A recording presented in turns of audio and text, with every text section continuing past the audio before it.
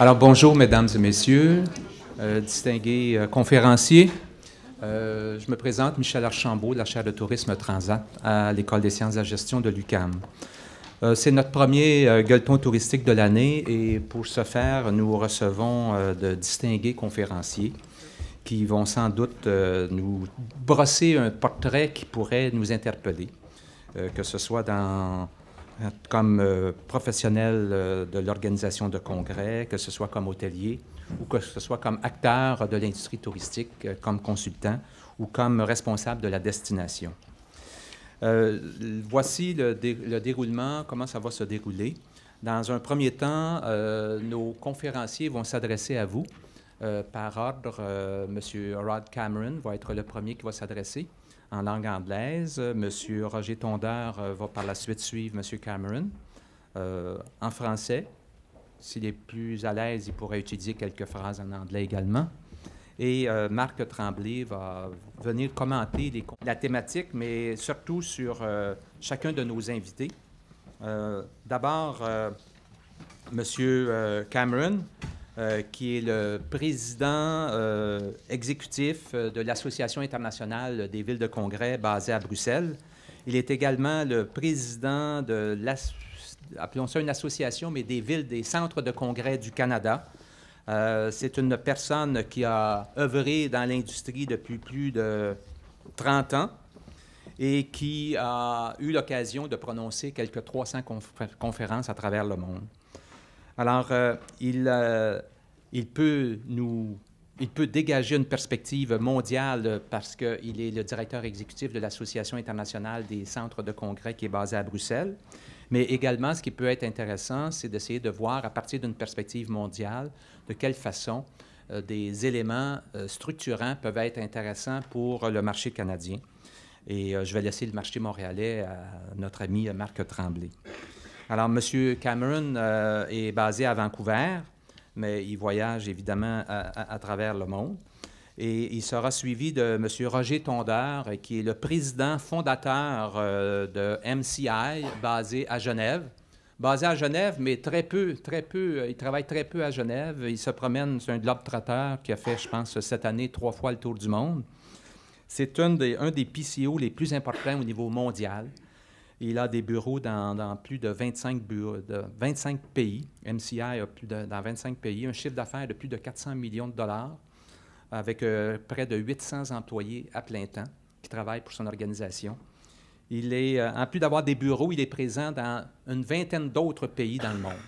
Alors, M. Tondeur va peut-être, et ce qu'on lui a demandé, de nous entretenir un peu des besoins de la clientèle, mais également de voir un peu les pays émergents et de quelle façon on pourrait tirer certaines leçons qui pourraient être transposées à notre marché un peu plus local quand on pense au marché du Canada, du Québec et au marché de Montréal.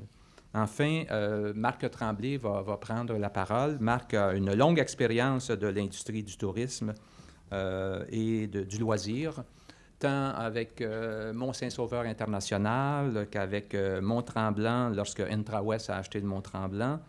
Il a œuvré également, je pense, et tu me corrigeras, Marc, mais à la Société du Vieux-Port, à la Société générale de financement, à la Ronde, et récemment, il a été nommé président-directeur général de la Société du Palais des congrès.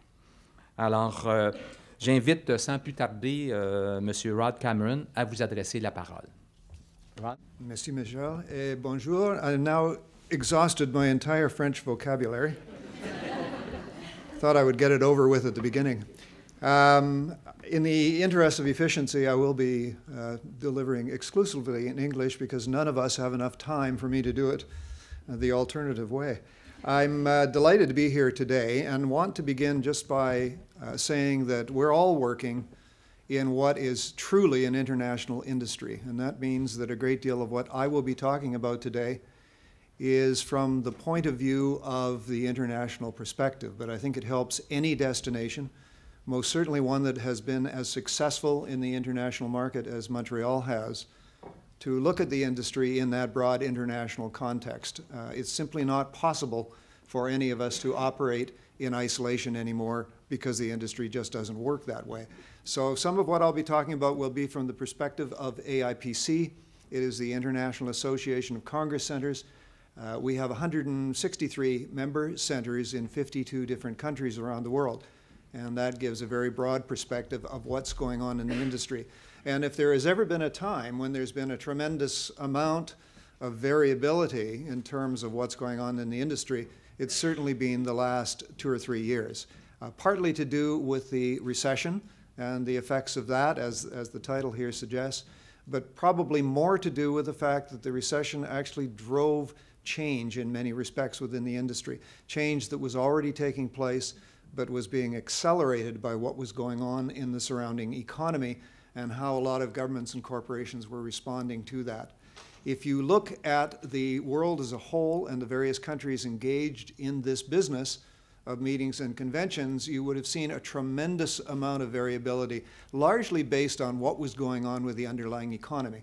So for example, in Canada here, in Australia, or it was a few weeks ago, there has been very little effect. In Australia, I think no one has told them yet there was a recession, so they're still operating on the basis that everything is fine. Whereas just immediately south of us in the US, as an example, there have been huge impacts from the recession on the meetings industry. Not all direct effects, but very effective ones. Certainly, as an international industry, any center operating in that context, Montreal is certainly in that category, needs to be thinking about the ability to demonstrate global standards. Our clients rotate, certainly North America-wide in many cases, in many other cases worldwide, and they carry their expectations for facilities and services with them. So when they come to any city in Canada, they're looking for what they might expect in any other part of the world, whether it would be San Diego, Hong Kong, Paris, whatever it might be. So we need to be thinking more about how to demonstrate those standards. Centers generally are looking around for new revenue sources. In some cases, this actually involves a rethinking of what a convention center is and what its priorities are. And if it doesn't need to think about being a more diverse kind of a business operation than focusing only on a narrowly defined area. We need, as a group, as convention centers, but as an industry as a whole, to be encouraging a greater recognition of the broad economic benefits that come out of a convention center as well. The owners of a center are typically, as Mark will be the first to support, I'm sure, are typically looking first at the bottom line, the operational bottom line of the center. And that makes sense to an owner, but that tends to ignore the broader economic, professional, community benefits that a center generates. And those are the real reason that center is there. So we need to keep those broader economic benefits in mind, keep them in perspective in moving forward, encouraging owners to think in those terms when they decide what value they're getting from their convention center. There's a lot of partnering with clients in a way that didn't happen 3 years ago. In many cases, you had a supplier here, you had a client there, the relationship was one that was negotiated and contracted, and now we're seeing more and more work around the idea of shared risk, shared reward, shared responsibility, because in the end, everyone is recognizing the final measure is how good was the event? How likely is it that delegates are going to come back next year? That's what's going to drive the industry, and we all have a role to play in that going forward. And then finally, I think, again, this gets back to the image question, but lots of destinations and centers are looking very, very carefully at the kind of image they project for their destination as a business destination. Because more than ever, meetings and conventions and meeting and convention organizers are concerned about making sure their activities, their events are being seen as serious business. They are about professional development. They are about business development. They're not an excuse for a holiday, because an excuse for a holiday is pretty hard to justify in any time. It's very hard to justify in the middle of an economic crisis as we had, certainly a lingering economic recession that we have going forward. That's a snapshot of what happened. I want to spend my remaining 15 minutes talking very quickly about some of the issues to look to in trying to figure out where this industry is going over the longer term.